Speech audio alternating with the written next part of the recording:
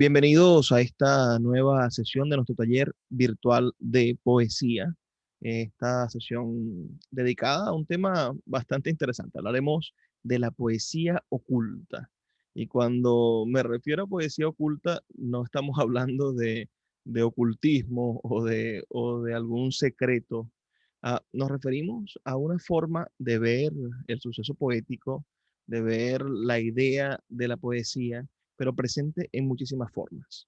Y esto está relacionado con una idea de el muy querido Octavio Paz, que en su texto la, El arco y la lira, un texto que no me canso de repetir, que todos deberíamos leer y compartir, tener como una Biblia, es un excelente documento para, para entender lo que es la teoría literaria. En este texto, en el arco y la lira de Octavio Paz, podemos encontrar una frase que me va a servir para hablar acerca de esta idea de la poesía oculta. Vayamos a verlo. Aquí dice, cuando hablamos de poesía y poema, él nos habla de lo que es lo poético y dice lo siguiente. Dice, un poco lenta la computadora, se me colgó el,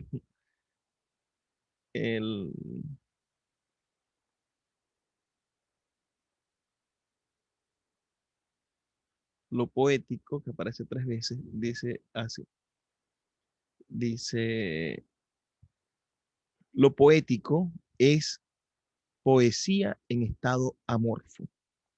El poema es creación, poesía erguida. Entonces, pensemos, partiendo de esta idea de Octavio Paz, que la poesía puede estar manifiesta en casi todo lo que hacemos, en casi todas las expresiones artísticas, en casi todas las actividades humanas, pero esta forma de presentarse la poesía siempre depende de una buena o mala manera, de la manera, de la capacidad que tenga el poeta para formar esa poesía dentro de la obra de arte. Entonces existe una cantidad gigantesca de suceso poético, de, de poesía, que está oculta en manifestaciones artísticas, en pensamientos, en actividades sociales, en la naturaleza. Y en la naturaleza, Octavio Paz llama a este elemento, que es la poesía, lo llama lo poético. Entonces, si comenzamos a entender que el Génesis, lo puro, lo original, la semilla de todo poema está en la construcción o en la consecución de elementos poéticos, es decir, vamos otra vez a Octavio Paz y a su frase, lo poético es poesía en estado amorfo, es decir, lo poético es cuando la poesía no tiene forma. Ergo, podemos entender que si la poesía no tiene forma de poesía o no tiene una forma preestablecida, entonces nos vamos a encontrar con elementos poéticos. Pensemos en dar algunos ejemplos rápidamente. Hablemos de un amanecer. Si vemos un hermoso amanecer, hemos escuchado más de una vez que tiene contenido poético. Este amanecer es poético o esta circunstancia es poética. Pensemos en un colibrí, que en estos días hemos estado viendo uno por aquí, por la casa, por la vereda del lago. Hay un colibrí que llega y toma, se come algunas cosas o toma refrescos, toma diferentes cosas que están por allí en la basura, realmente. Ah, pero la presencia del colibrí con su movimiento, con su vuelo único, de estar suspendido en el aire, tiene una esencia de lo poético, y nos inspira a pensar en la poesía. Nos hace ver, nos hace sorprendernos casi de la misma manera en la que nos sorprendemos cuando conseguimos un maravilloso poema. Entonces, muchas de las cosas que están dispuestas en un poema se sostienen a partir de la esencia de lo poético, se sostienen a partir de la esencia de eso que es poesía en estado amorfo. Por eso quería leerles y estaba buscando este poema de Rubén Darío. Saben ustedes que Rubén Darío es uno de los grandes poetas americanos que escribió entre el siglo XIX y el siglo XX y principio del siglo XX toda su obra y que muchos de ustedes podrán recordar algunos de sus más grandes e interesantes poemas. Aquí Rubén Darío con este poema llamado Sonatina nos presenta una compilación de elementos poéticos. De por sí hay hermosas metáforas y hay un uso musical de la poesía que ustedes ya van a escuchar y van a disfrutar, pero las imágenes, lo que se nos atraviesa, lo que nos va presentando y va haciendo de este poema una obra maestra, es la capacidad que tuvo para hacer una colección de elementos poéticos. Dice, la princesa está triste. ¿Qué tendrá la princesa? Los suspiros escapan de su boca de fresa, que ha perdido la risa, que ha perdido el color. La princesa está pálida en su silla de oro, está mudo el teclado de su clave sonoro, y en un vaso olvidada se desmaya una flor. Ahí, si empezamos a analizar, se detiene en la boca de la princesa. Pensemos en lo hermoso que puede ser esa boca de fresa. O pensemos en cómo destaca la idea de la silla de oro, que debe ser un monumento de silla. Y finalmente se detiene en algo tan sencillo, pero que al final de esta estrofa es tan poderoso como en un vaso olvidada se desmaya una flor. Después nos dice, el jardín puebla el triunfo de los pavos reales. Parlanchina, la dueña dice cosas banales y vestido de rojo piruetea el bufón. La princesa no ríe, la princesa no siente, la princesa persigue por el cielo de oriente la libélula vaga de una vaga ilusión. Imagínense entonces cómo utiliza ese último verso, la libélula vaga de una vaga ilusión. Primero hace un, una bellísima composición metafórica al, al convertir a la libélula en un elemento de la ilusión, ¿no? Pero utiliza un animalito que de por sí, cuando lo contemplamos, cuando lo disfrutamos, cuando vemos una libélula en el medio del monte, los que han tenido la oportunidad de encontrarse con un caballito del diablo saben lo hermoso que es. Ah, después continúa haciéndose estas preguntas que son sumamente musicales, ¿no? ¿Piensa acaso en el príncipe de Golconda o de la China o en el que ha tendido su carroza argentina para ver de sus ojos la dulzura de luz? ¿O en el rey de las islas de las rosas fragantes? ¿O en el que es soberano de los claros diamantes? ¿O en el dueño orgulloso de las perlas de Hormuz? Ay, la pobre princesa de la boca de rosa quiere ser golondrina, quiere ser mariposa, tener alas ligeras, bajo el cielo volar, ir al sol por la escala luminosa de un rayo, saludar a los lirios de los versos de mayo o perderse en el viento sobre el trueno del mar.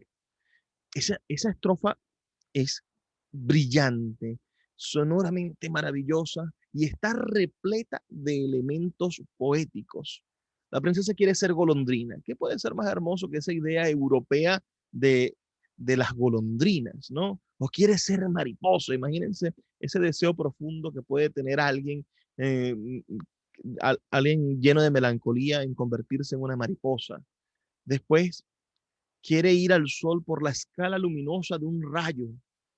Otra idea bellísima, la manera en la que Rubén Darío logra conceptualizarlo, ¿no? Convertir al rayo en una especie de escalera que te nos permita ascender al cielo, saludar a los lirios con los versos de mayo o perderse en el viento sobre el trueno del mar. Bellísimo, bellísimo. Finalmente, o seguimos, dice, ya no quiere el palacio ni la rueca de plata, ni el halcón encantado, ni el bufón escarlata, ni los cisnes unánimes en el lago de azur. Y están tristes las flores por la flor de la corte, los jazmines de oriente, los nelumbos del norte, de oriente las dalias y las rosas del sur. Pobrecita princesa de los ojos azules, estás presa en sus oros, estás presa en sus tules, en la jaula de mármol del palacio real, el palacio soberbio que vigilan los guardas, que custodian 100 negros con sus 100 alabardas, un lebrel que no duerme y un dragón colosal. Oh, ¿quién fuera Ipsidila que dejó la crisálida? Perdón, Ipsi, me confundí. Ipsipila, que dejó la crisálida. La princesa está triste, la princesa está pálida. Oh, visión adorada de oro, rosa y marfil. ¿Quién volara a la tierra donde un príncipe existe? La princesa está pálida, la princesa está triste. Más brillante que el alba, más hermoso que abril. Calla, calla, princesa, dice la hada madrina. En caballo con alas, hacia acá se encamina, en el cinto la espada y en la mano el azor, el feliz caballero que te adora sin verte y que llega de lejos, vencedor de la muerte, a encenderte los labios con su beso de amor. Un poema del año 1893, finales de siglo. ¿Qué estamos leyendo? Estamos leyendo la manifestación de un movimiento literario americano llamado el modernismo. Rubén Darío logró romper con las ideas preestablecidas de la literatura, con las ideas preconcebidas de lo que era la literatura en nuestro idioma, e inventó una nueva, no nueva, quizás sí nueva, o una forma renovada, digamos, para decir que es nuevo, pero al mismo tiempo está basado en lo anterior, una forma renovada de la creación literaria. Rubén Darío nos entregó una posibilidad de encontrar en, en lo real, en esas cosas que deberían ser transparentes, que deberían ser normales, de encontrar allí la belleza más absoluta, más refulgente y más asombrosa. Uh, ¿En qué momento o de qué manera se expresa el modernismo de Rubén Darío? Pensemos entonces en catalogarlo históricamente. Los movimientos literarios o las ideas de los estilos literarios se han ido, tienen como un proceso de envejecimiento natural. El Renacimiento trajo un movimiento, digamos, cultural o estilístico literario que se llamó el neoclasicismo. El neoclasicismo que se impuso sobre todo en España y en la lengua italiana. Pensemos que la lengua italiana en los años 1500 fue la cúspide de la ilustración, o digamos, de la ilustración, no, la cúspide de la creación literaria, porque fue la cuna del Renacimiento.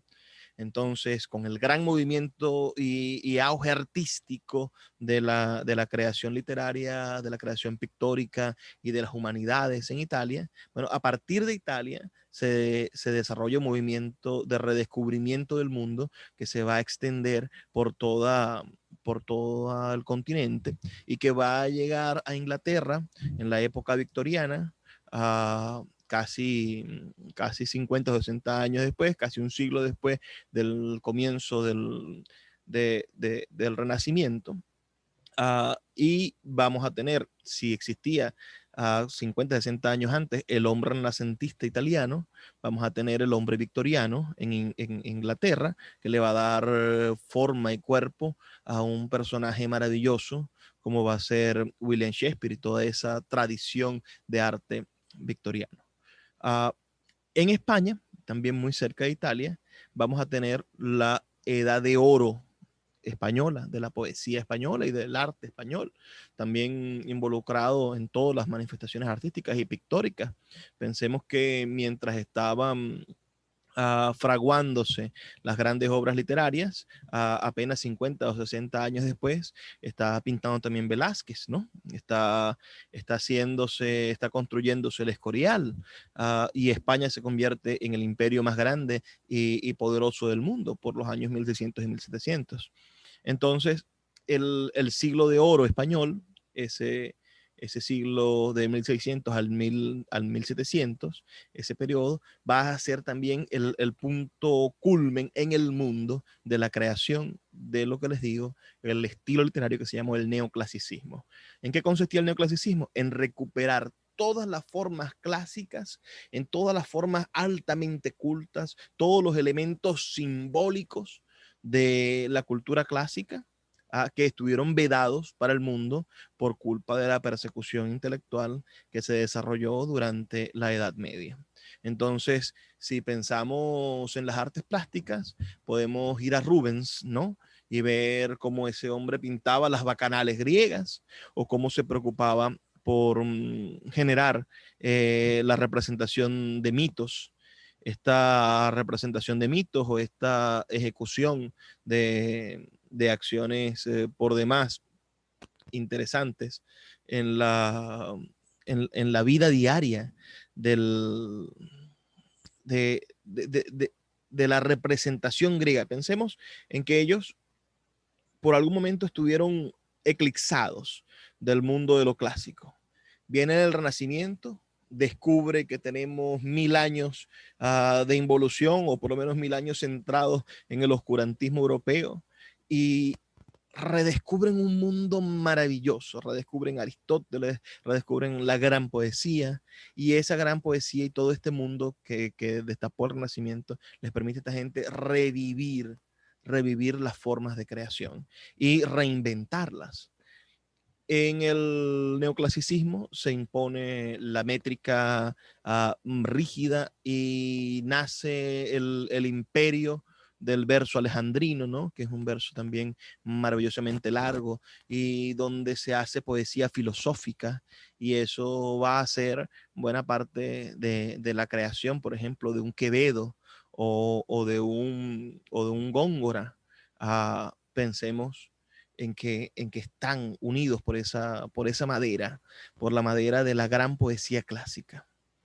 Después, en el siglo XVII, en Alemania se va a producir el romanticismo.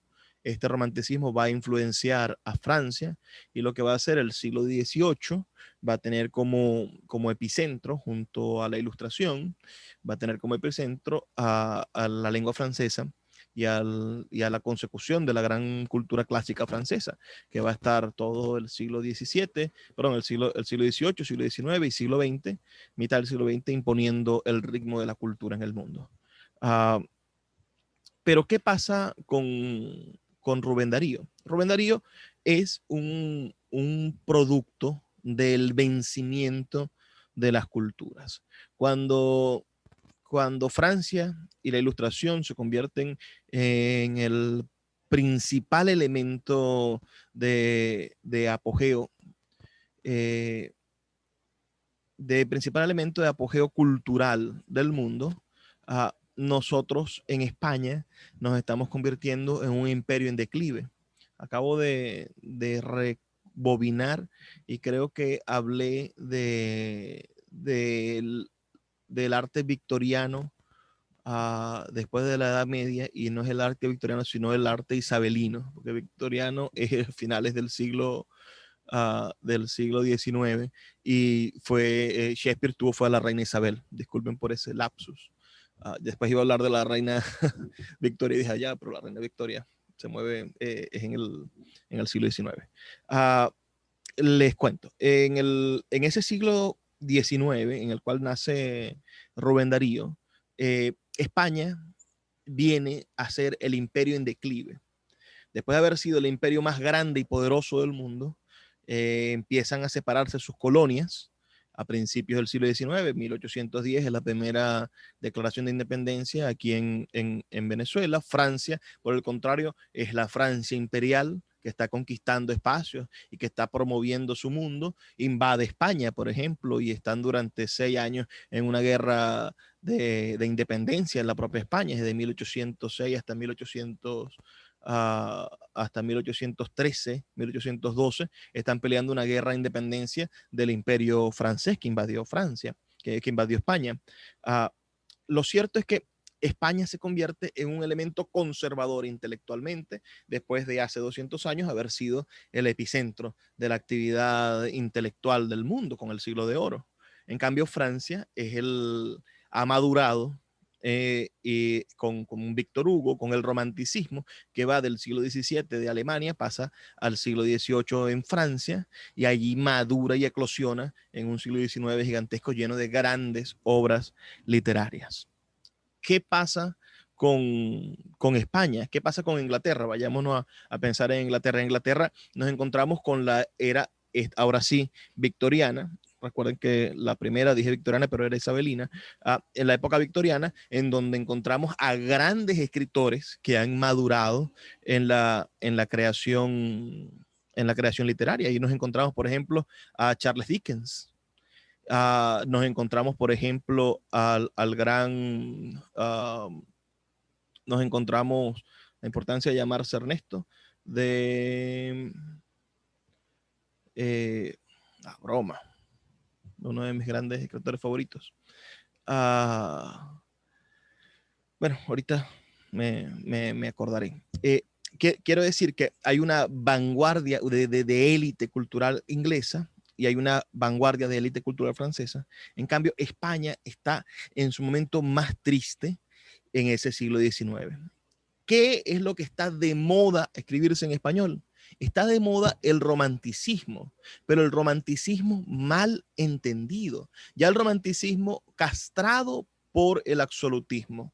El absolutismo permitió, y la gran censura, recuerden que también España viene de ser el epicentro en los años 1700 y de Torquemada, ¿no? Y viene de ser el epicentro de la Inquisición y de la censura absoluta. Entonces, lo que tenía permiso de escribirse era la peor manifestación del romanticismo, ya que si tú hablabas de libertad política, bueno, lo más seguro es que te llevaran a la hoguera. Si tú hablabas de libertad sexual, lo más seguro es que te llevaran a la hoguera. Si tú hablabas de libertad personal o cualquier manifestación propia del romanticismo en su mejor expresión, bueno, ibas a ser perseguido, ibas a ser colgado, ibas a ser juzgado por la Inquisición y todo tu pensamiento y toda tu forma de ser iba a ser olvidada. Entonces, ciertamente, si el mundo está de moda o el gran movimiento literario y estilístico es el romanticismo, a España iba a llegar el romanticismo, pero iba a ser perseguido y cualquier persona con 4 dedos de frente, digamos, no iba a ejecutarlo. Uh, en América llega el romanticismo, comienzan los procesos independentistas en ese siglo XIX y se empiezan a manifestar los primeros grandes poetas nacionales del español.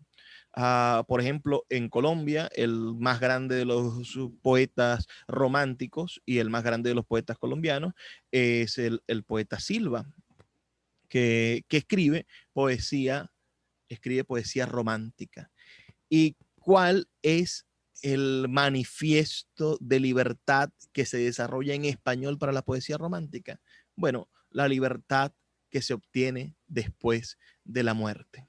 Entonces, los poetas románticos son poetas que cantan al ostracismo, que cantan al encierro, a la tristeza de no poder ser libres, a la tristeza de que la única libertad posible es la libertad que se consigue por la muerte, o a la tristeza de haber perdido al amor de la vida que estaba bueno, enterrado, que está de alguna manera llevado a la muerte. Entonces, los grandes poetas románticos son poetas que van a cantar poemas elegíacos. Es la manera más pura de poder demostrar la libertad del sentimiento, la libertad de sentir dolor. Por ejemplo, en Venezuela, nuestro poeta romántico por excelencia, el más importante de todos, podríamos decir, es Juan Antonio Pérez Bonalde, que canta aquel maravilloso y terrible poema que se llama Flor. No sé si ustedes conocen ese poema, ya le voy a buscar un fragmento. Flor de Pérez Bonalde, de Juan Antonio Pérez Bonalde, o José Antonio Pérez Bonalde, creo que es Juan Antonio. Este maravilloso poema que está dedicado a la muerte de su hija, Juan Antonio Pérez Bonalde. Y esta es la expresión, y lo verán por la libertad que utiliza para juzgar al mundo. Uh, no puede juzgar al rey, no puede juzgar a los políticos, no puede juzgar a los comendadores, no puede juzgar a los gobernadores, pero se da la oportunidad de juzgar al mundo a través del dolor. Entonces Juan Antonio Pérez Bonalde escribe este maravilloso poema, Flor. Esa flor se llamaba, Flor era ella, flor de todo, de los valles en una palma, flor de los cielos en una estrella, flor de mi vida, flor de mi alma. Era más suave que blando aroma, era más pura que albor de luna, y más amante que una paloma, y más querida que la fortuna. Eran sus ojos de mi idea, su frente el lecho de mis amores, sus besos era dulzura íblea, y sus brazos collar de flores. Era al dormirse una tarde serena, al despertarse rayo del alba, cuando lloraba limbo de pena, y sus abrazos collar de flores. Era al dormirse tarde serena, al despertarse rayo del alba, cuando lloraba limbo de pena, cuando reía cielo que salva. La de los héroes ansiada palma, de los que sufren el bien no visto, la gloria misma que sueña el alma de los que esperan en Jesucristo. Era a mis ojos condesa odiosa, si comparada con la alegría de ser el vaso de aquella rosa, de ser el padre de la hija mía. Cuando en la tarde tornaba al nido de mis amores cansado y triste, con el inquieto cerebro herido por esta duda de cuánto existe, su madre tierna me recibía, con ella en brazos yo la besaba, y entonces todo lo comprendía, y al Dios sentido todo lo fiaba. Que el mal impera, delirio craso, que hay hechos ruines, error profundo. No estaba en ella mirando acaso la ley suprema que rige el mundo. Ah, cómo ciega la dicha al hombre. Cómo se olvida que es rey el duelo, que hay desventura sin fin ni nombre, que hacen los puños alzar al cielo. Señor, existes. Es cierto que eres consuelo, premio de los que gimen en tu justicia, tan solo hieres al seno impuro y al torvo crimen. Responde entonces, ¿por qué la heriste? ¿Cuál fue la mancha de su inocencia? ¿Cuál fue la culpa de su alma triste? Señor, respóndeme en la conciencia. Alta la llevo siempre y abierta, que en ella negro nada se esconde, la mano firme llevo a su puerta, inquieto, y nada, nada responde. Solo del alma sale un gemido de angustia y rabia, y el pecho, en tanto, por mano oculta de muerte herido, se baña en sangre, se ahoga en llanto, y en torno sigue la limpia calma, la impía calma de este misterio que llaman vida, y en la tierra yace la flor del alma, y al lado suyo mi fe vencida. Bueno, esta es la primera parte, el poema tiene dos partes, la otra es más corta, pero pueden darse cuenta la manera en la que el hombre pone en duda la existencia de Dios, o hasta le hace pensar, le hace preguntas a Dios sobre cuál es su lugar en el mundo, ¿no? Sobre por qué se ha llevado a su hija. Imagínense el dolor de un padre al perder a su hija y en la forma en la que él lo manifiesta.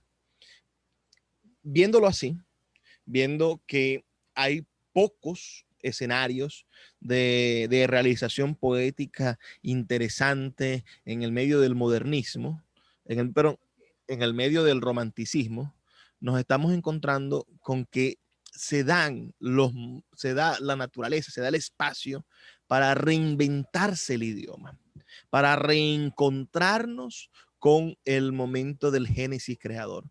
¿Qué es lo que pasa con Rubén Darío? Rubén Darío es un hombre privilegiado en el mundo. Privilegiado porque es un talento increíble, gigantesco.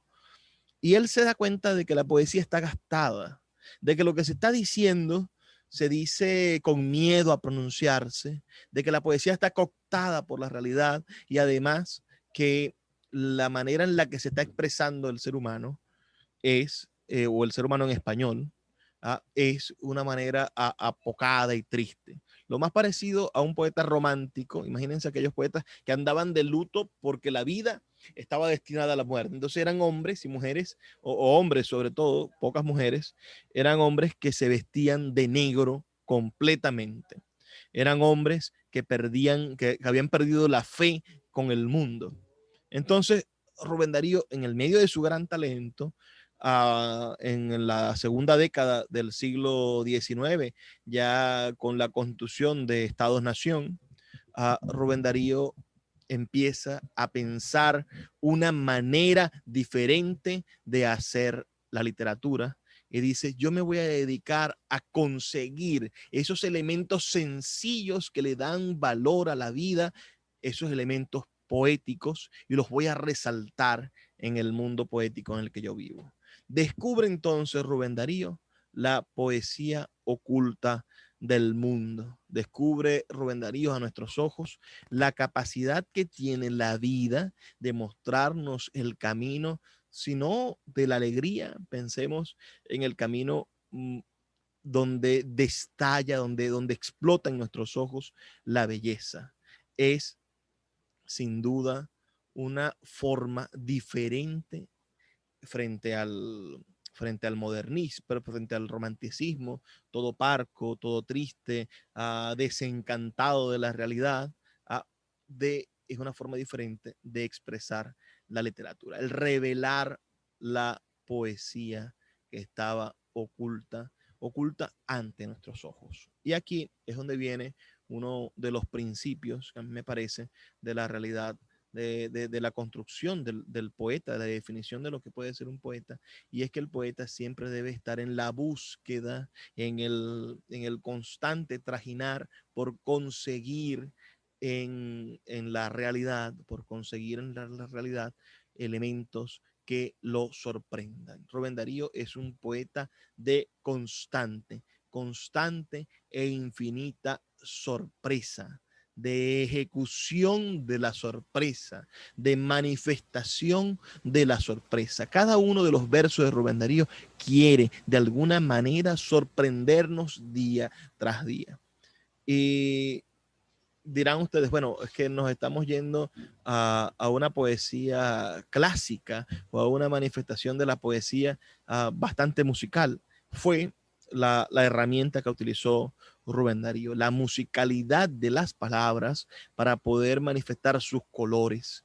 Porque si hay algo cierto en Rubén Darío, es que él intenta siempre adjetivar, siempre intenta mostrar, a pesar de que sean temas tristes, siempre intenta mostrar grandes manifestaciones del color y de los tonos diversos, hace una policromía verbal.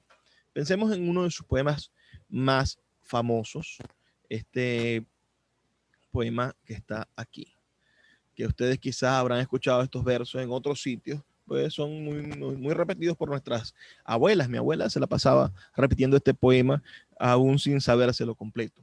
Canción de otoño en primavera. Juventud, divino tesoro, ya te vas para no volver. Cuando quiero llorar no lloro y a veces lloro sin querer. Plural plural ha sido la celeste historia de mi corazón. Era una dulce niña en este mundo de duelo y aflicción. Miraba como el alba pura, sonreía como una flor, era su cabellera oscura, hecha de noche y de dolor. Miren la manera en la que él en estos dos versos manifiesta de cómo nos muestra algo tan sencillo y construye con esa sencillez esa maravillosa metáfora. Era su cabellera oscura, hecha de noche y de dolor. Yo era tímido como un niño. Ella naturalmente fue para mi amor hecho de armiño, Herodías y Salomé. Juventud, divino tesoro, ya te vas para no volver. Cuando quiero llorar no lloro y a veces lloro sin querer. Y más consoladora y más halagadora y expresiva, la otra fue más sensitiva, cual no pensé encontrar jamás, pues a su continua ternura una pasión violenta unía. En peplo de gasa pura, una vacante se envolvía. En sus brazos tomó mi ensueño y lo arrulló como a un bebé y le mató triste y pequeño, falto de luz, falto de fe. Verdaderamente dramático estos cuatro versos.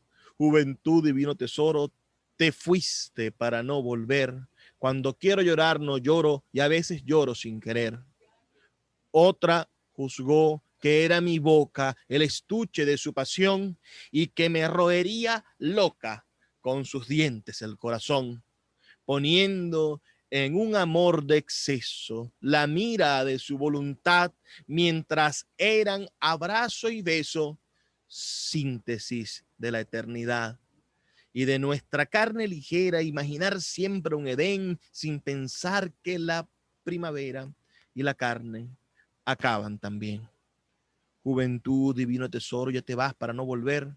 Cuando quiero llorar no lloro y a veces lloro sin querer. Y las demás, en tantos climas, en tantas tierras siempre son, no sin pretextos de mis rimas, fantasmas de mi corazón. En vano busqué a la princesa que estaba triste de esperar. La vida es dura, amarga y pesa. Ya no hay princesa que cantar. Mas a pesar del tiempo terco, mi sed de amor no tiene fin. Con el cabello gris me acerco a los rosales del jardín. Juventud, divino tesoro, ya te vas para no volver. Cuando quiero llorar no lloro y a veces lloro sin querer. Mas es mía el alba de oro. Ese último mensaje por demás interesante. Rubén Darío no es un poeta vanguardista. Rubén Darío no intenta crear un cambio a través de la forma. Lo que sí vamos a ver después en la poesía de los surrealistas, en la poesía de los dadaístas, en la poesía de las expresiones de las distintas vanguardias artístico, plástico, literarias que se van a desarrollar en el resto del siglo XX.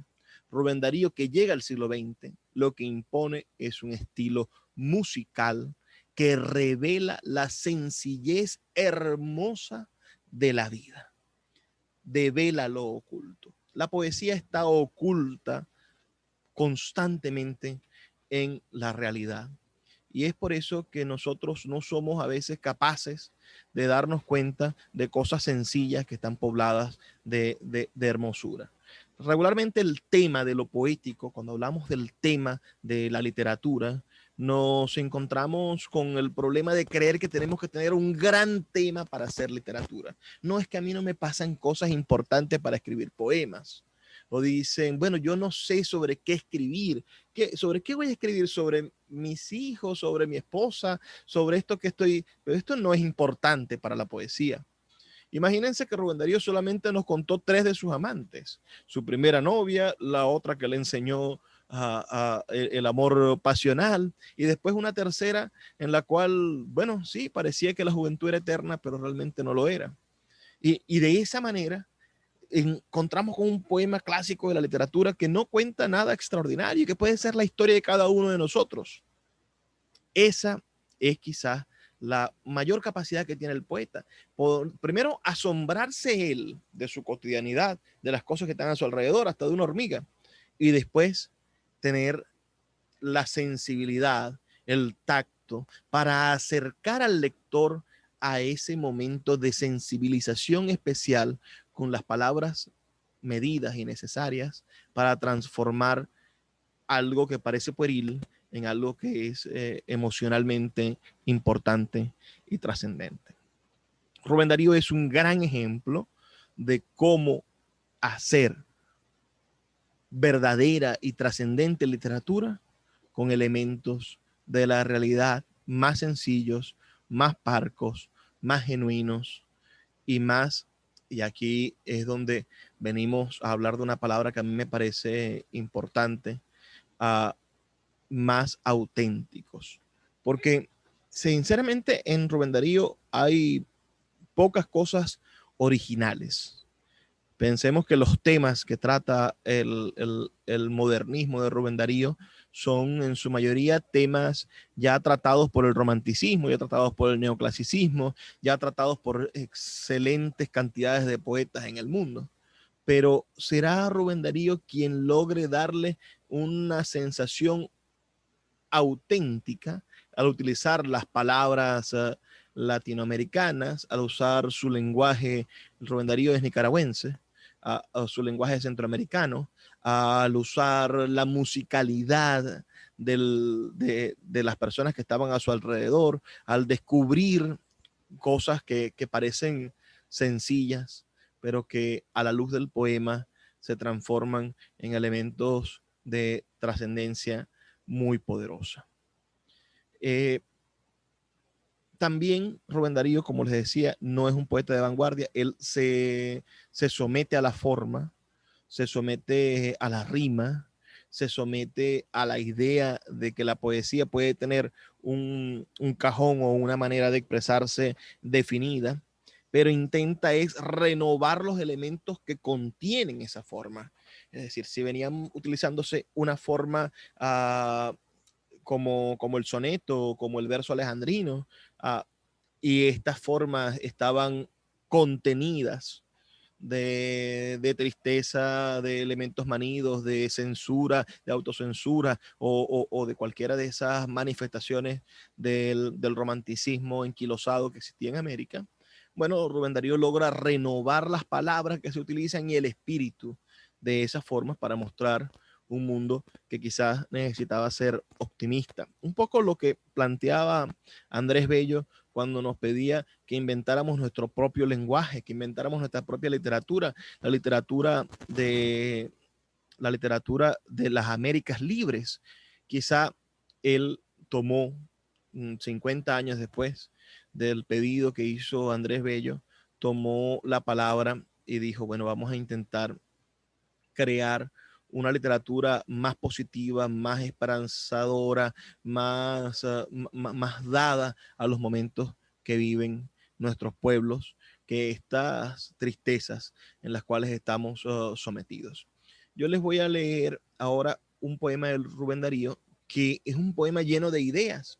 Este poema está dedicado a Cristóbal Colón, se llama A Colón, uno de mis poemas favoritos también de Rubén Darío. Como verán, sigue siendo estructura rítmica, sigue siendo un verso métrico, pero utiliza ideas frescas y musicales. Siempre musical y claro el poema. Desgraciado almirante, tu pobre América, tu India virgen y hermosa de sangre cálida, la perla de tus sueños, es una histérica de convulsos nervios y frente pálida. Un desastroso espíritu posee tu tierra, donde la tribu unida blandió sus masas, hoy se enciende entre hermanos perpetua guerra, se hieren y destrozan las mismas razas. Al ídolo de piedra reemplaza ahora el ídolo de carne que se entroniza y cada día alumbra la blanca aurora en los campos fraternos, sangre y ceniza. Desdeñando a los reyes nos dimos leyes al son de los cañones y los clarines, y hoy al favor siniestro de negros reyes fraternizan los Judas con los Caínes. bebiendo la esparcida savia francesa, con nuestra boca indígena semi-española, día a día cantamos la marsellesa para acabar cantando la carmañola.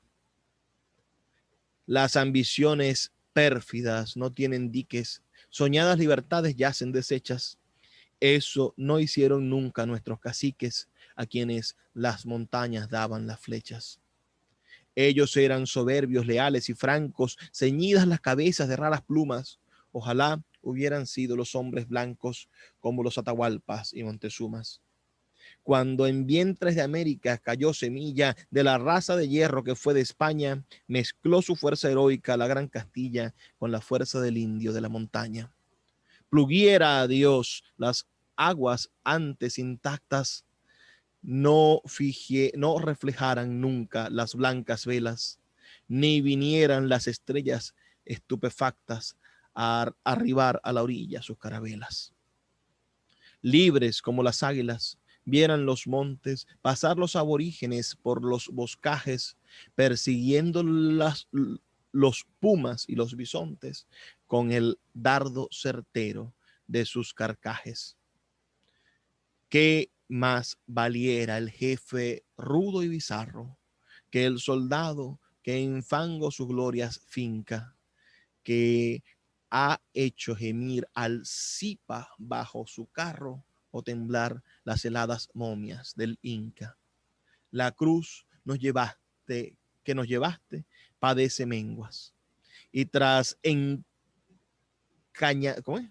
Tras encanalladas revoluciones, la canalla escritora mancha la lengua que escribieron Cervantes y Calderones. Cristo va por las calles flaco y enclenque. Barrabás tiene esclavos y charreteras, y las tierras de Chichas, Cusco y Palenque han visto engalonadas a las panteras. Duelos, espantos, guerras, fiebre constante, en nuestra senda ha puesto la suerte triste. Cristóforo Colombo, pobre almirante, ruega a Dios por el mundo que descubriste. Un poema de 1892.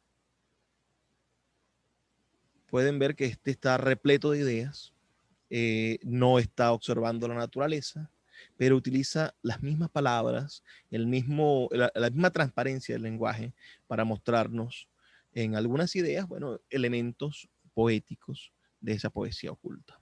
¿Qué más puedo yo comentarles acerca de la propuesta de Rubén Darío para transformar la poesía en una transparencia, en una forma cristalina de ver la realidad? Uh, Dirán ustedes también, bueno, es que esta forma cristalina está como muy rebuscada. Sentimos que el ritmo, que lo que se impone con la forma métrica parece rebuscado. Pero si ustedes piensan, si lo leemos un poco más a fondo, nos damos cuenta de que las ideas, aunque la forma sea clásica, aunque la forma sea métrica, las ideas y las palabras escogidas hacen que esa forma métrica se trascienda en algo mucho más liviano, mucho más fácil de comprender y realmente mucho más musical. Porque si hay algo que impone el modernismo, lo repito y no me canso de decirlo, es el uso del ritmo musical que tienen las propias palabras, no tanto del ritmo impuesto por la métrica. Cuéntenme, a ver, antes de cerrar esta idea del modernismo, me gustaría hablar de cómo el modernismo influenció posteriormente. Bueno, Rubén Darío, si mal no recuerdo, muere en 1925. Tengo que comprobarlo, pero Rubén Darío, ya les digo en qué año murió. Rubén Darío murió en el año 1916, pero su influencia se extendió, bueno, por toda la lengua y podemos decir, por ejemplo, uno de los que se hizo llamar a su discípulo y fue una manifestación bastante, bastante clara de su influencia, es el poeta Juan Ramón Jiménez. Pensemos en eso, Premio Nobel de Literatura, creo que del año 50 o 56. El poeta Juan Ramón Jiménez dice en todos los casos que su poesía, su creación literaria, es hija de la poesía de Rubén Darío. Pensemos en que lo que se llama la generación del 98 española, donde encabeza un gran escritor como Unamuno, se vio influenciada esa generación por la poesía de Rubén Darío, que vino a renovar la escritura en el lenguaje pensemos, musical del mundo. La generación del 27 también manifiesta haber aprendido del poeta Rubén Darío. Entonces, ¿qué es lo que le hereda al español la poesía de Rubén Darío? Bueno, primero que el tema del poema es lo poético, que lo poético está dentro de lo que se está narrando del poema, que poco importa la forma, sino la manera en la que vas a estructurar.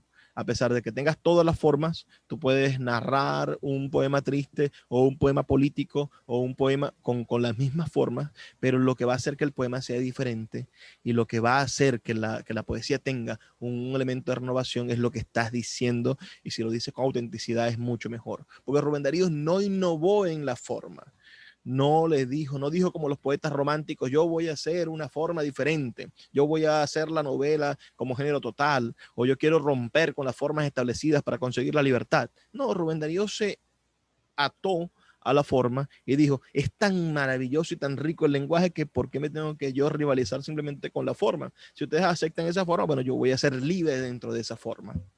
Entonces, es uno de los elementos que le entregó Rubén Darío a la literatura universal.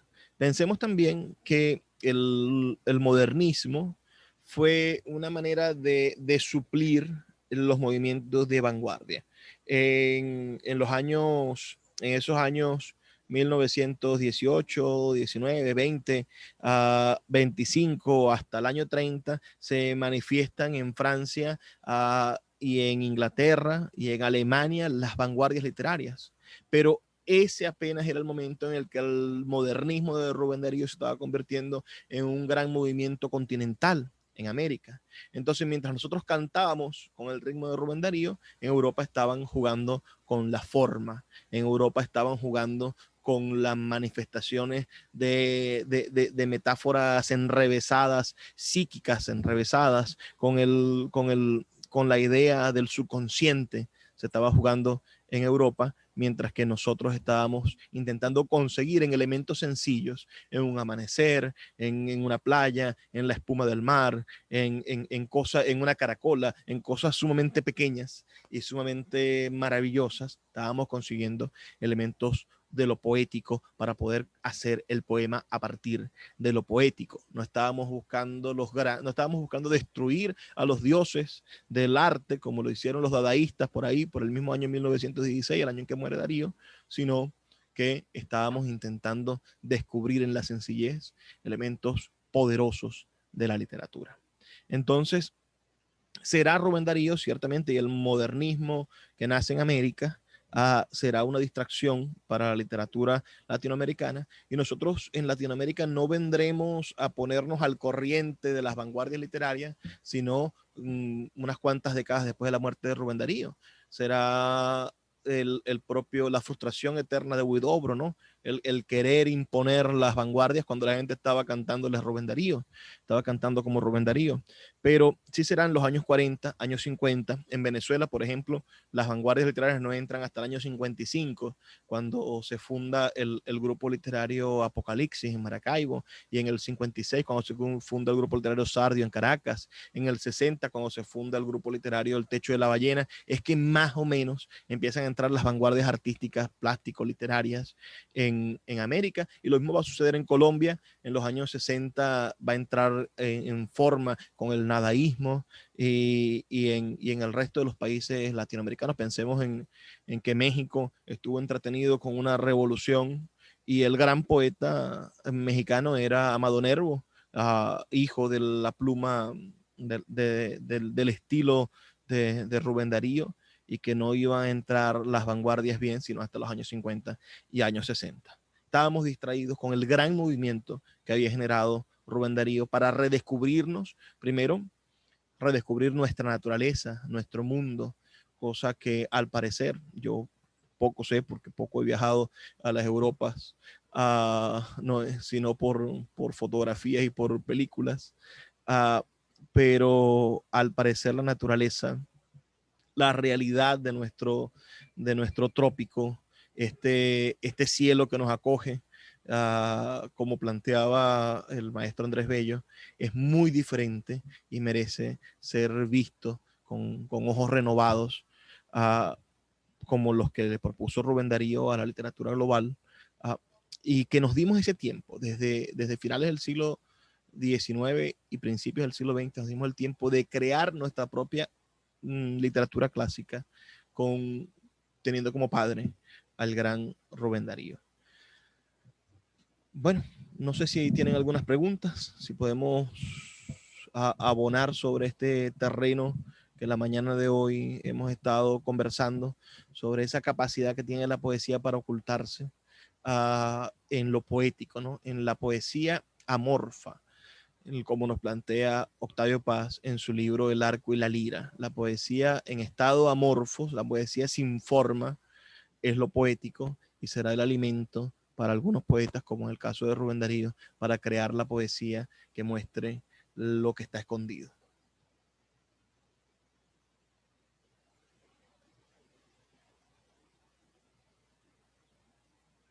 Los escucho. ¿Tienen alguna pregunta?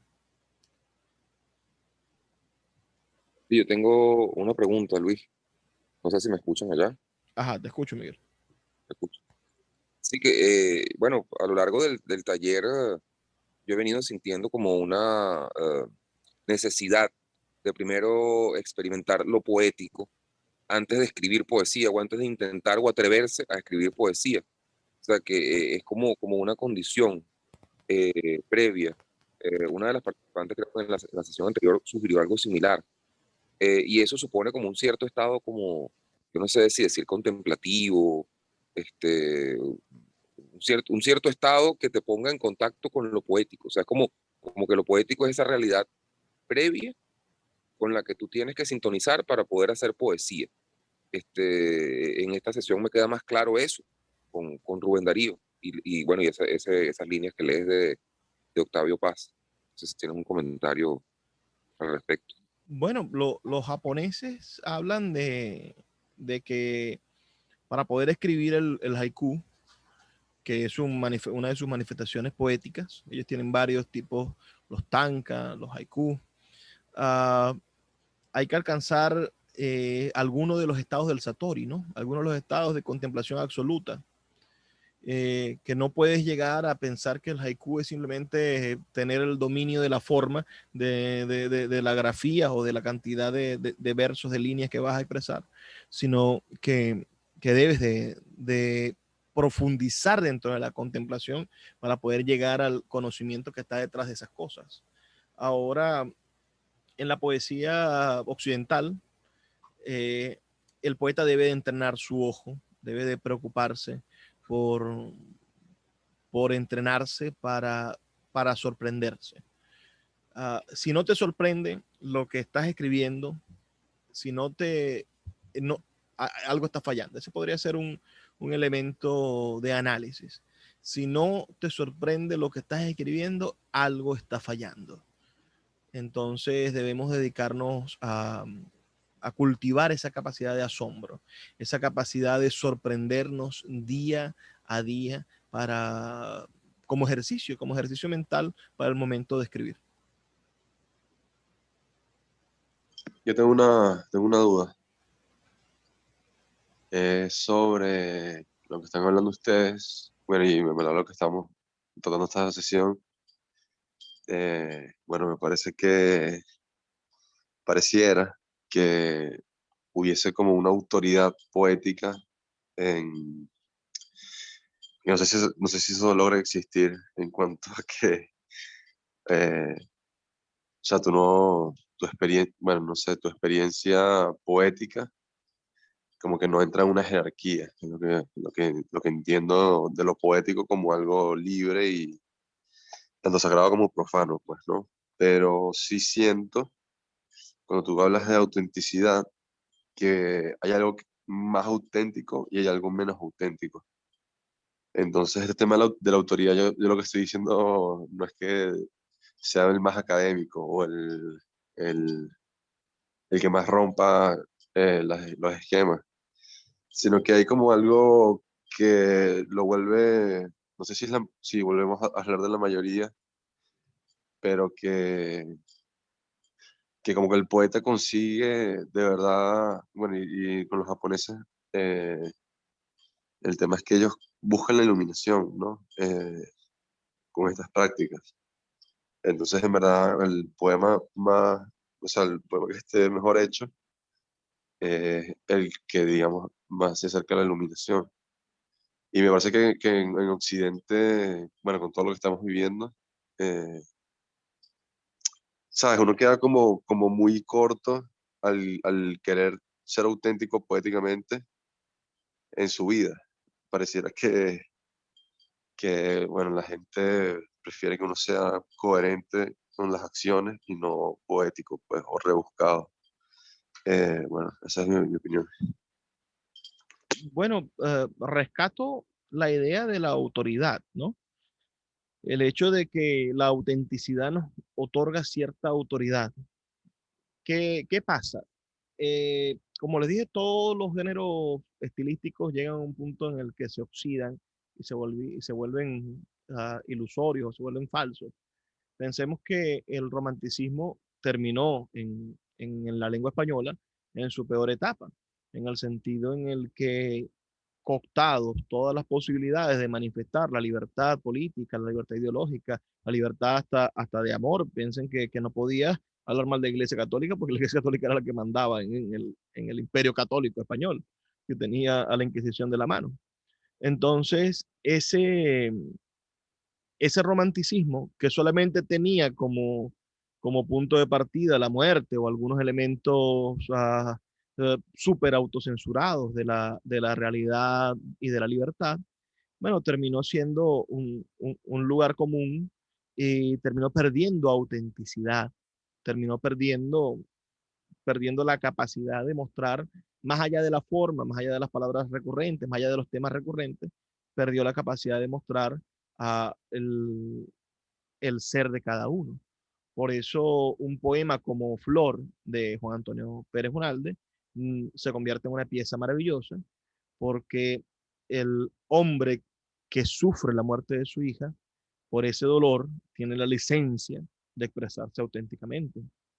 Pero imagínense los otros cientos, si no miles de poemas que se escribieron en la misma época y que no pasaron a la historia porque no estaban dotados de ese dolor tan puro como el de Juan Antonio Pérez Bonalde. En el bendito neoclasicismo pasó exactamente lo mismo.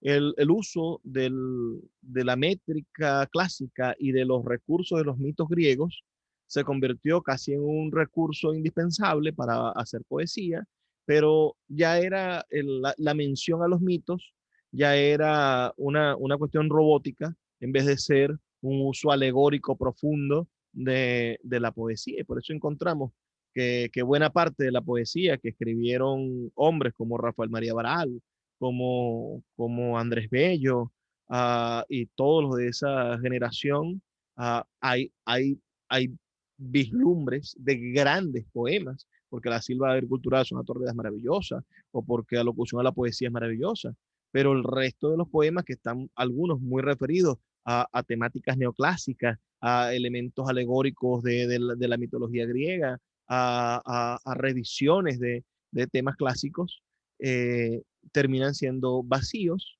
debido a que prefieres que el tema esté contemplado en el elemento clásico o el elemento rudimentario externo a ti, a que se parezca a lo que tú eres, a lo que tú sientes y al momento en el que tú estás viviendo. Entonces, a medida de que seas más auténtico, quizás vas a tener más autoridad en el hecho en el que eres tú dueño de lo que estás diciendo.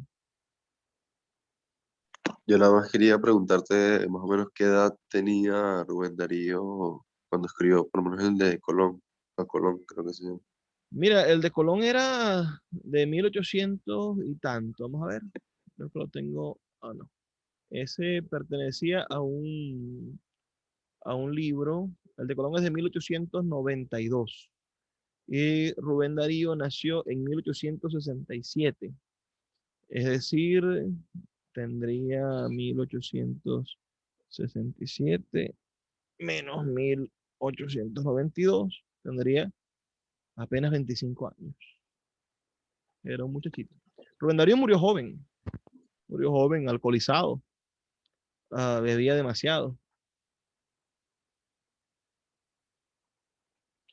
Eh, ¿algún, ¿Alguna otra pregunta o comentario?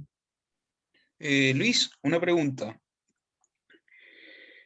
Em, ah, Entendiendo este recorrido que hemos hecho con Rubén Darío, el modernismo, esta renovación de la literatura latinoamericana, en Venezuela propiamente, ya después que entendemos estos movimientos que se vinieron creando como el Techo de la Ballena y Apocalipsis en Maracaibo, ¿tú cuál crees que fue el movimiento que más tuvo el ímpetu, la fuerza de renovar, o si fue un poeta en particular, o si fue un movimiento de renovar la forma de entender la poesía en Venezuela?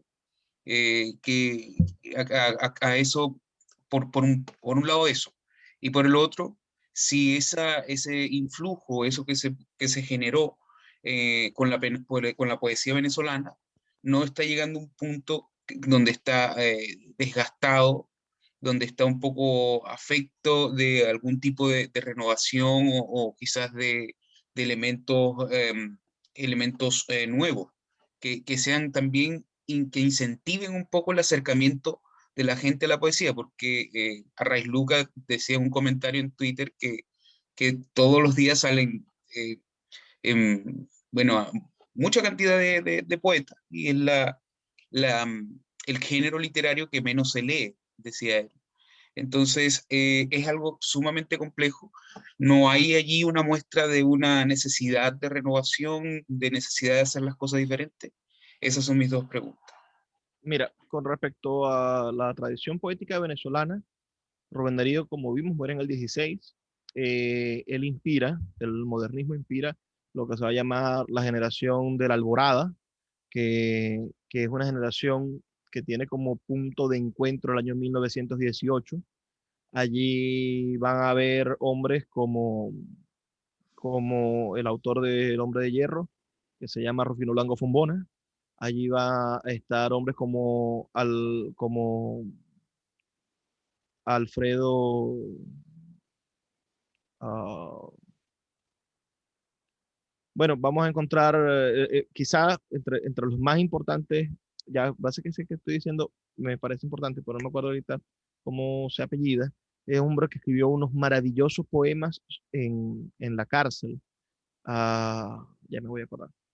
El caso es que dentro del modernismo también está eh, un poeta que fue bastante poco comprendido en su época, como fue Ramos Sucre. Ramos Sucre se inspira, bebe del modernismo para crear su literatura.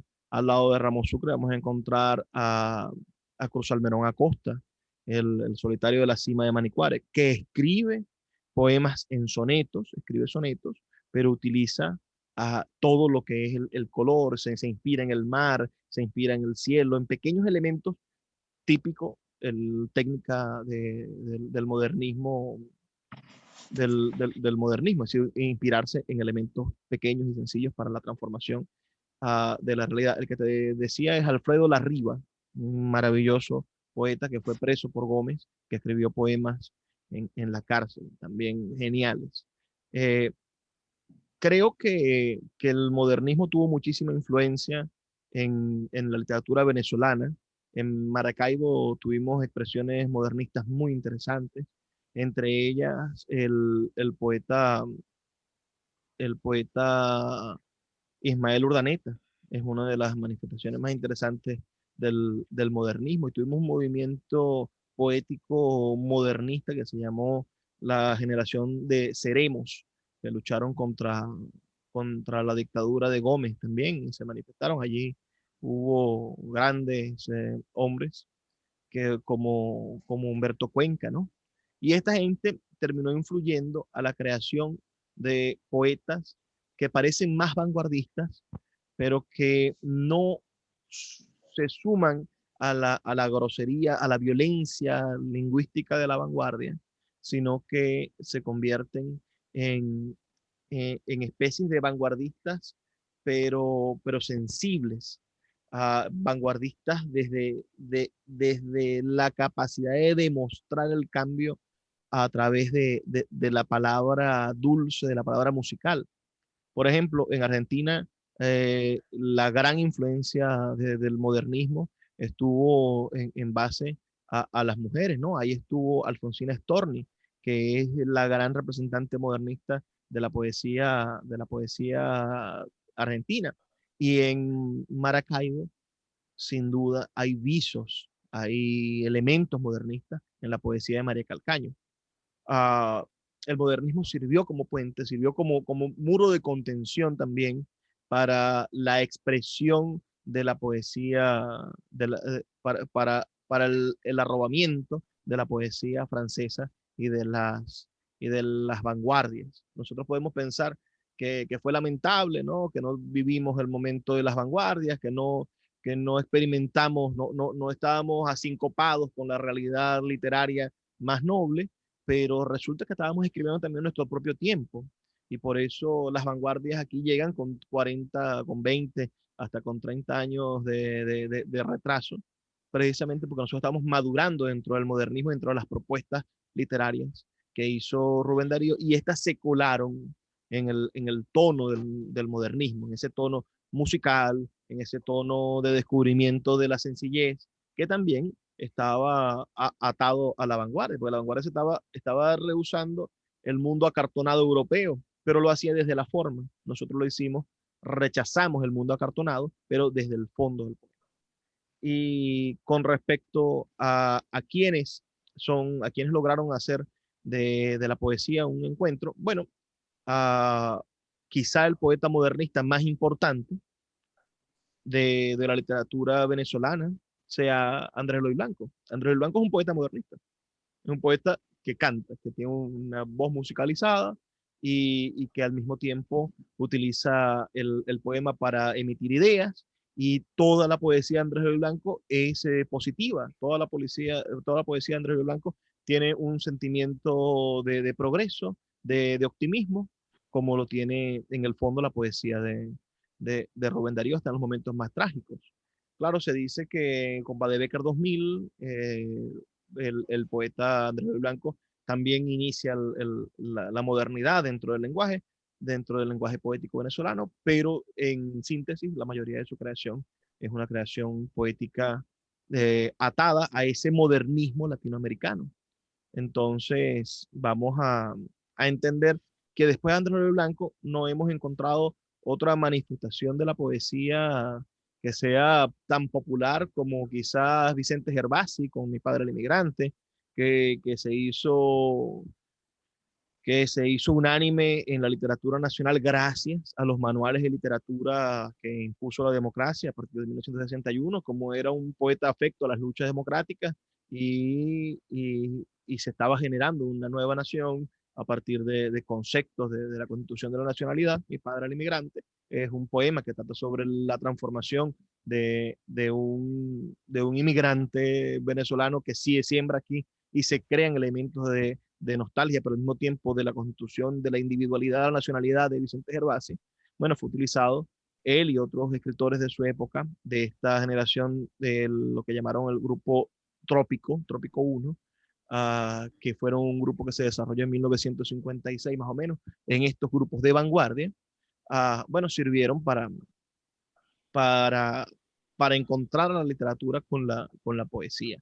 Pero sin duda el hecho de que los escritores de los años 60, los años 70 estuviesen tan ligados a los movimientos de izquierda, estuviesen convirtiendo la literatura en sucesos políticos, porque así como el teatro fue político, la poesía y la narrativa se convirtieron en instrumentos políticos en los años 60 y 70, eso los alejó los alejó de las masas, los alejó de la gente y le dio espacio a, a las novelitas cursis, a Corintellado, supongo, al espacio de la telenovela. Fuimos alejándonos por el uso de querer, por querer hacer de la literatura un instrumento político y no un instrumento estético literario, con política, porque siempre hay política, ¿no? Dependiendo, pero cuando tú preponderes y le das el principal fundamento de tu acción creativa a la política, bueno, vas a alejar a aquel que está buscando como un principal fundamento el hecho estético.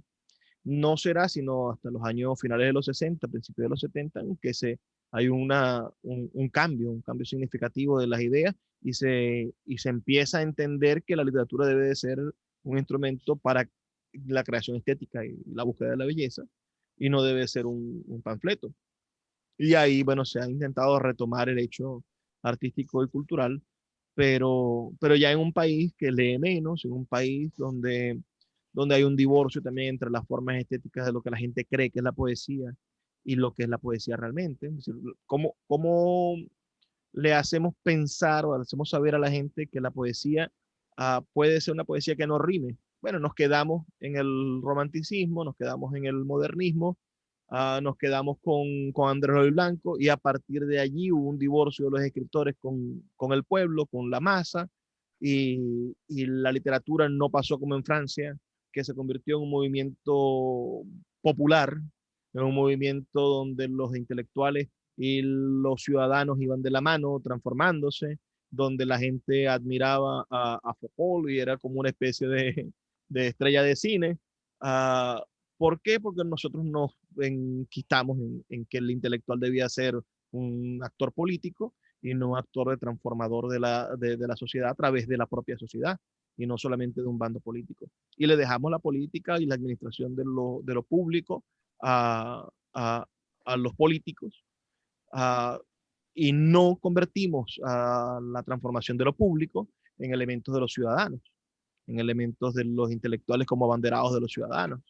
Quizás fue de las grandes luchas que hizo Arturo Larpietri o que hicieron otros intelectuales por intentar darle al debate de lo nacional y al encuentro con la gente a un alto nivel social, un alto nivel, digamos, de representación política, más allá de lo que vemos, oímos y decimos a diario. No sabría qué más explicarte, quizás me volví una bola diciéndote esto, pero, pero sí creo que después de Andrés L. Blanco, el gran poeta modernista de Venezuela, no hemos podido conseguir otra manifestación que sea plural, donde la gente acepte que la poesía es una manera de entender a todo el país. Todo el venezolano sabe lo que es un Juan Bimba y se manifiesta en un Juan Bimba. ¿Por qué? Por el poema de Andrés Blanco. La poesía sirvió de norte para crear una ideología nacional. Después de eso, ha habido solamente intentos. No, yo creo que queda bastante claro, Luis, y es más o menos lo que yo también pues, creo que ha sido como esa dislocación. Claro, lo hiciste un cronograma, un desarrollo histórico, pero sí, efectivamente en la actualidad se puede ver, yo creo que en este momento se puede ver más, es más latente esa dislocación de lo artístico poético con elementos, con la sociedad misma y bueno, ni se diga con la política, que también retomó esa situación de apresar también la poesía para una causa. Entonces, yo creo que de los 60, 70 ha sido una reedición de de la misma problemática que ahora pues es latente porque evidentemente lo que decía, como lo que te comenté que decía Ray Luca, que hay mucha poesía pero pocos lectores de la misma. Señora Judy, si quiere comentar algo. Bueno, yo lo que te iba a comentar es que a mí me parece que el poema de Rubén Darío de Colón es un poema así como de vanguardia, porque es como una crítica a la América Latina que se generó después de los procesos independentistas. No Y- sé. Imaginemos que ese poema es anterior a la Revolución Mexicana. Ese poema es Ujú. anterior a la llegada de las izquierdas aquí. Ese poema es anterior a muchísimas cosas y plantea elementos como, bueno, la idea del indigenismo, que es otro planteamiento de muchos poetas del modernismo. El modernismo quizás se los he planteado de una manera muy sencilla, pero hay grandes estudios acerca de la influencia de Rubén Darío, de cómo él innovó en algunos temas, y en esos temas está el indigenismo, ¿no? Él puso al indígena como el bueno en muchos de sus poemas, y eso le sirvió a los creadores de Latinoamérica en ese periodo que les digo de reinado del modernismo y de muro de contención ante la vanguardia, en esos 30 o 40 años, principio del siglo XX, le sirvió a la literatura para crear una literatura indigenista, para crear mitos indígenas, para que el escritor pudiese decir que el español vino a hacernos daño y que el indígena era el bueno. Aquí en Venezuela hay maravillosos ejemplos y hay un poema de un escritor zuliano que se llama, eh, el escritor es, no, Emiliano Hernández, creo que es Emiliano Hernández, o si no es Emiliano Hernández, Eli Sánchez Rubio, es Elías Sánchez Rubio, perdón. Y él escribió una novela en versos donde hablaba de la transformación, de cómo el indígena había sido pervertido por el español. Y estas son ideas que siembra Rubén Darío, y ese poema de Colón es uno de los primeros que manifiesta la idea indigenista. Disculpe que la interrumpí. No, no, está bien. La otra cosa es cómo yo siento que el hecho cultural, las manifestaciones, todo lo que es el hecho cultural no puede estar separado de lo político, que no es igual a lo partidista. Estoy convencido también, la literatura es un acto holístico, la literatura es holística, y tal como holística representa, impregna todas las manifestaciones del saber humano. Entonces, la política está metida dentro del poema. Ahora, cuando queremos hacer que la poesía o que la literatura en general sea una herramienta exclusivamente política y obedezca a razonamientos políticos para fines políticos, ahí es donde empezamos a tener problemas. Ya eso es El, partidismo. sí, Ya eso la sería novela partidismo. de Elías Sánchez Rubio, que le digo, se llama Irama, que es una novela en versos de corte indigenista, adscrita al modernismo. Bueno, gracias, pues. Gracias a ustedes. Muchas gracias. Bueno, lo dejamos hasta aquí. Espero la próxima sesión poder traerles otras ideas y haberles sorprendido un poco cambiando el tema de la historia de la literatura europea para dedicarnos un poco a la latinoamericana. Eso creo que era el objetivo de la mañana de hoy. Así es. Luis, Interesante.